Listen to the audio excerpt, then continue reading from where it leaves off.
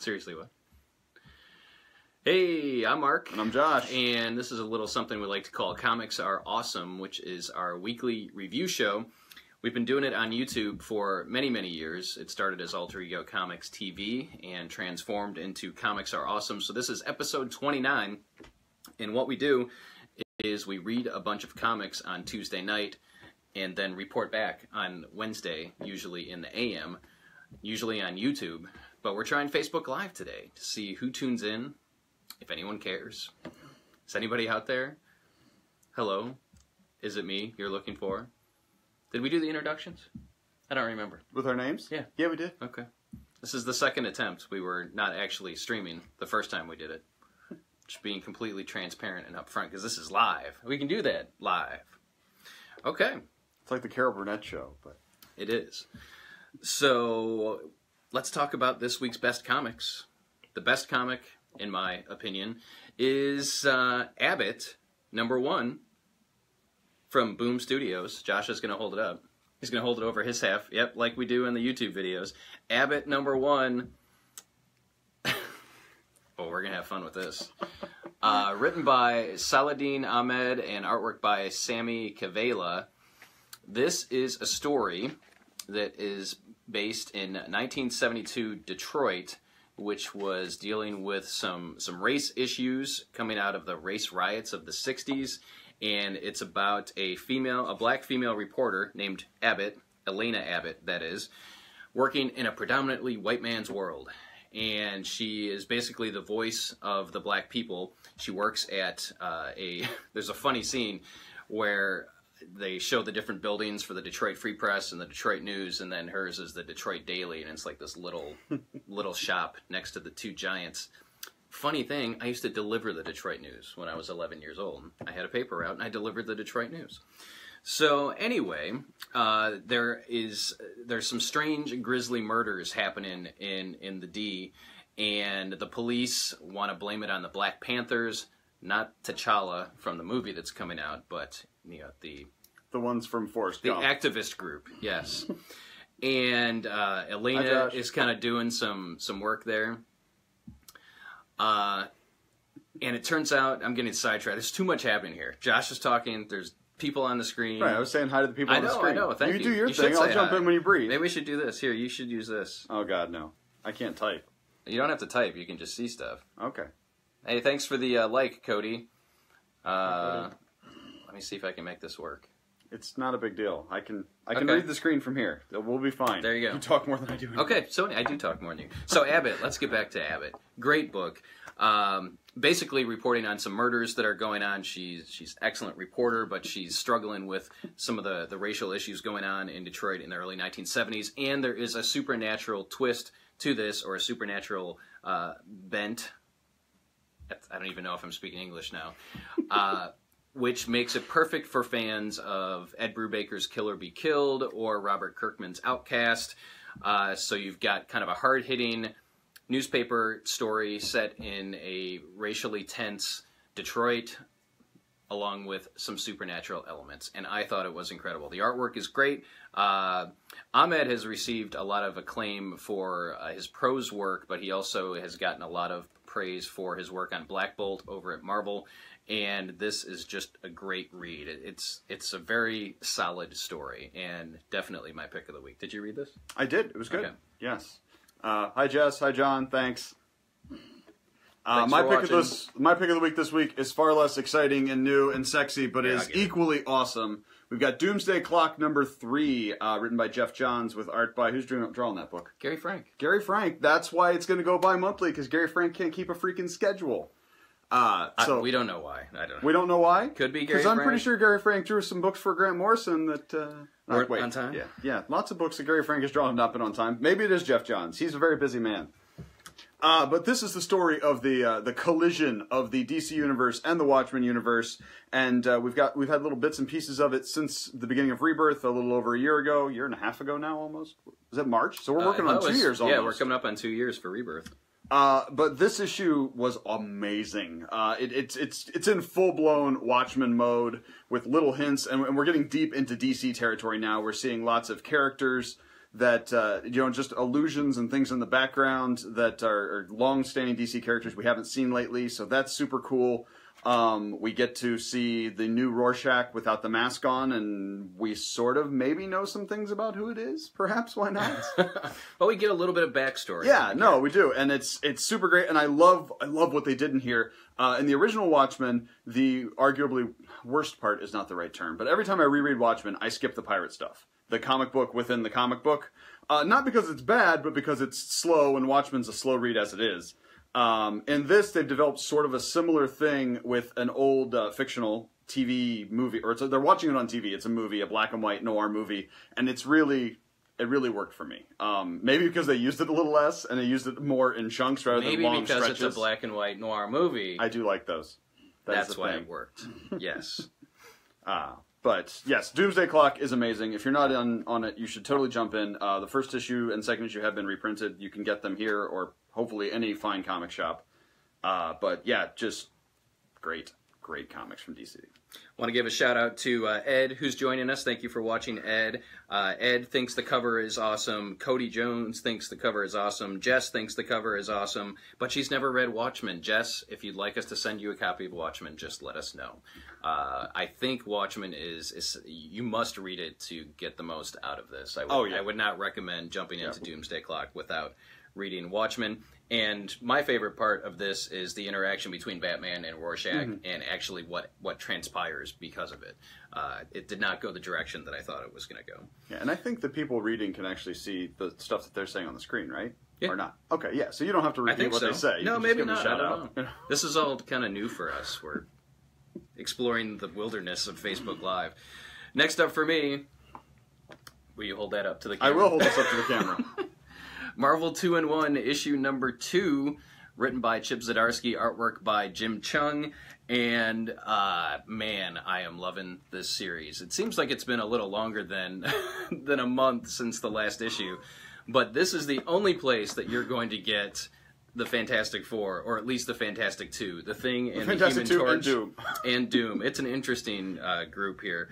So Reed and Sue Richards and their children are missing, dead, not around, we don't know, and the Thing and the Human Torch are searching for them. So the Thing and the Human Torch have had a little bit of a falling out. They're not as buddy-buddy and brotherly as they used to be, without Reed and Sue around to kind of keep the glue. They're the glue that keeps them together. But they now know that perhaps they have survived in a different universe, and they have to kind of go on this search for the rest of the Fantastic Four. And Dr. Doom is along, and he's just, an idiot. No one, he's not an idiot. He's a very smart guy. But, Reed, or Ben and Johnny do not like Victor Von Doom, and you put the three of them together, and it's an explosive combination. There's so much heart in this book. Mm-hmm.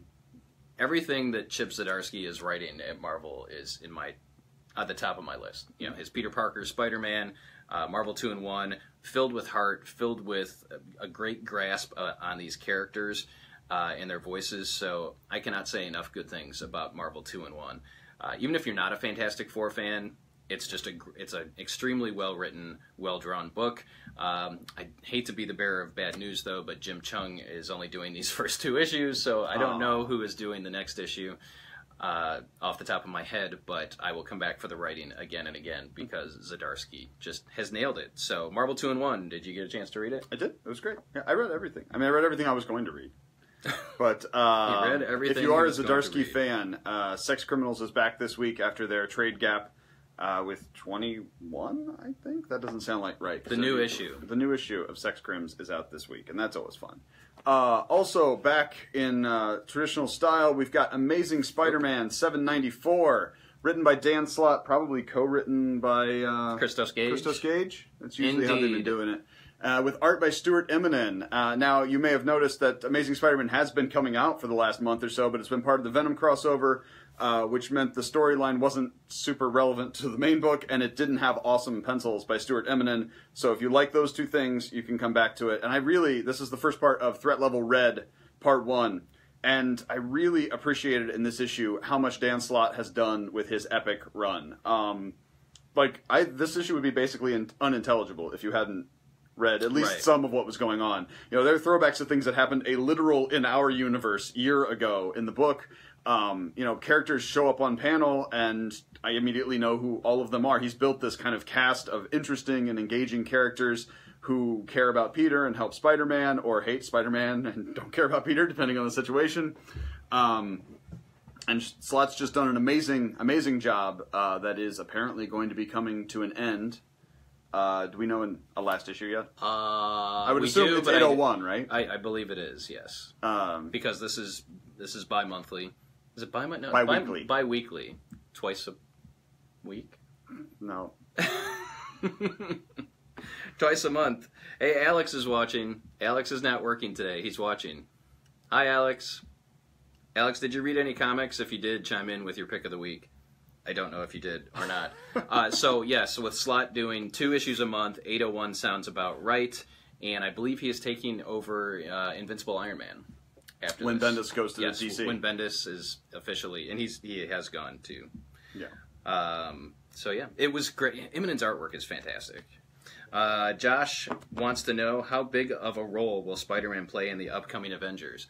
You're talking about the movie? That's an excellent question, Joshua. We don't know, because we don't make movies. We don't make comic books either, but I have no idea. They have so many characters in Avengers Infinity War that I hope they all get decent screen time, but in reality it could be very small. My hunch is that Spider-Man's going to be in a decent part of it, because they want to relaunch the franchise and keep it going.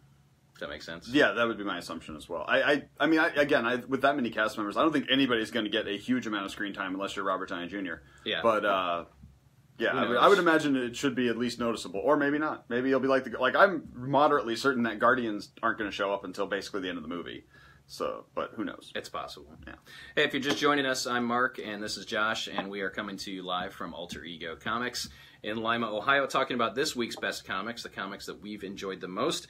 If you're just tuning in, let us know that you're here, and give us a like on the video. The more likes this video gets, the more people it gets in front of, the more people will find out what comics are the best, according to 2 guys that work in a comic shop. All right, so Alex, thank you for your pick. We will get to that in a second, because Josh is going to be talking about it. My final pick this week is Time in Vine, the complete epic, the complete graphic novel. This is written and drawn by our pal Tom Zoller, another Ohio guy out of Cleveland. He's been to the shop many times. He is well known for his creator-owned comics Love and Capes and Long Distance, and he has done writing and drawing for My Little Pony. And he's had a script produced for the Spider-Man Unlimited TV series.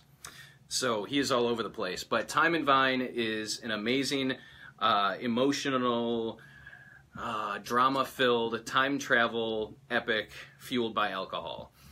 So there is a magical winery that allows you to travel back in time to the year that the wine that you drank is bottled from. So there is a school teacher who's there, supposed to be celebrating with her friends, and she's kind of down in the dumps. Her mom has Alzheimer's and is kind of deteriorating, and the old proprietor of the place kind of takes her under his wing, and almost she becomes like an apprentice to him, and maybe who will take over the winery when he has gone the way of the dodo. This is just so it's dense. It's got a lot of stuff in it. But it's all excellent. Amazing writing, great artwork. Tom's style is unique, but it fits the story extremely well. I'm excited to sell the heck out of this book to everybody because it is so good. And to have it, to have the complete story in one sitting is going to be outstanding. So it's perfect for people that like history, that like time travel, that like wine, that like good stories. It's perfect for people. It's perfect for people. That is our new motto. When we recommend comics, it's perfect for people. Anything else you would add about this? I would say this is Tom is a huge Doctor Who fan, and that definitely comes through in this. If you like the Stephen Moffat, Matt Smith era Doctor Who, this has a lot of that same kind of fairy tale feel to it, and a lot of the emotional parts and stuff. So yeah, awesome times. Hi Cruz, hi Jess. Wait, I'm sorry. Oh, both Jesses. Jessica and Jess. Yes. My next book this week, also Alex's pick of the week, is Detective Comics 973. written by James Tynion IV, with art by Mercutio. No, that's not right. With art by Jesus Marino. And this is this an actual conclusion, or is this just another part? I don't think it's the conclusion because it ends on a cliffhanger. Was that a cliffhanger, though? Well, it ends in a... It ends. Yeah, it ends, and it's a... Yes, so it's this, a shocker. This continues the fall of the Batman as the organization that Batman and Tim Drake have put together to kind of shepherd Gotham in their absence, or in addition to their services, is just being utterly destroyed emotionally, physically, by the victim syndicate and Anarchy a little bit, and some of the other people. And Tinian's doing a great job of threads that have been going on for this whole series, twice a month for the last 2 years. Bringing them together into a huge emotional payoff, and it's great, and something happens at the end of that issue that may or may not pay off, but looks like it's going to have a profound effect on the relationships between these characters going forward. Top-notch book. So Alex's pick of the week this week. You know what I was thinking about? I'm also reading Tom King's Vision at the same time, so I'm more than halfway through Vision. And when I read this last night, it made me realize that, Batman and Detective Comics are two of the strongest books being published right now at DC. But tonally, they're very different. King's book, I think, is much more accessible to a newer reader, whereas Tinian's Detective, it relies on a lot of Batman history. I don't know. I'm just throwing that out there because I don't know if we've ever really addressed that before. We always talk about how great they are. And how they are different, but I think Detective is more a comics fan book, whereas Batman is just a great comic that anybody can pick up. Right. Just throwing that out there because there's a lot of stuff going on in this issue. And there's a lot of inside baseball. I mean, really, this entire team, with the exception of Robin and Batman, are not people that if you're only familiar with the franchises from the movies, from the animated series, Batwoman, this version of Batwing, Azrael, it's all the Orphan and Spoiler, they're all comic book characters. But I was just kind of replaying all of King's run on Batman, and there isn't anything really like a deep dive within Batman lore. So again, what do you guys think? Are you anybody reading Batman and or Detective? Do you have a favorite between the two?